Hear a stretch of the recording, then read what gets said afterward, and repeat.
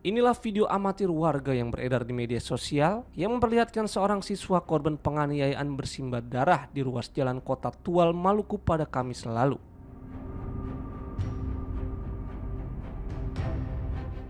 Korban diketahui berinisial AT, remaja laki-laki berusia 14 tahun, siswa kelas 9 Madrasah Aliyah Negara 1 Maluku Tenggara.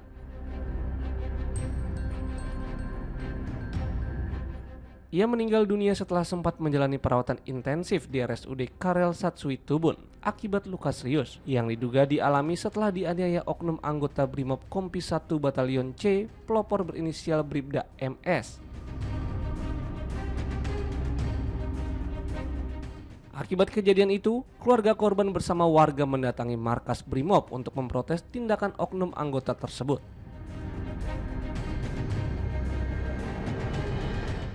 Mereka bahkan membawa jenazah korban ke markas sambil meluapkan kemarahan kepada aparat kepolisian.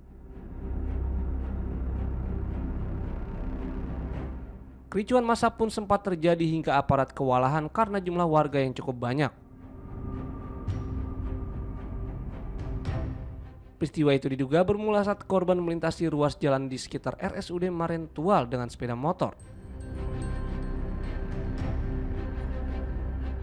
Saat dihentikan, korban diduga dipukul oleh oknum anggota Brimob menggunakan helm ketika masih berada di atas motor hingga terjatuh dari kendaraannya. Korban kemudian terjatuh dengan posisi menyamping dan terseret beberapa meter di badan jalan. Selain AT, kakaknya yang berinisial NS, remaja 15 tahun, juga diduga mengalami penganiayaan oleh oknum yang sama. Bahkan hingga mengalami patah tulang tangan kanan dan saat ini masih menjalani perawatan medis. Atas kejadian tersebut, oknum anggota Brimob berinisial Bribda MS kini telah ditahan oleh Propam Polda Maluku di rumah tahanan Polres Tual untuk mempertanggungjawabkan perbuatannya sesuai hukum yang berlaku. Selain proses pidana, yang bersangkutan juga menjalani pemeriksaan kode etik profesi Polri. Jika terbukti melanggar, sanksi pemberhentian tidak dengan hormat atau PTDH dapat dijatuhkan. Apabila anggota betul-betul terlibat dalam kasus ini, kalau terjadinya kematian ini, kita proses dan non tidak akan bela. Propam Polda tidak akan bela. Anggota yang salah konsekuensinya diproses hukum, apalagi menyebabkan kematian. Jadi tolong rekan-rekan sabar semua, serahkan semua ini ke tangan kepolisian, ke tangan Polres.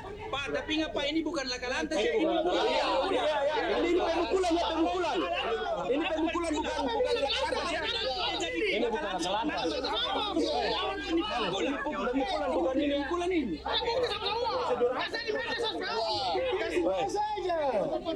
Kalau bisa tenang, mari kita orang semayamkan adik ini dengan tenang juga. Ya seperti itu. Situasi tidak bisa kita pulihkan lagi.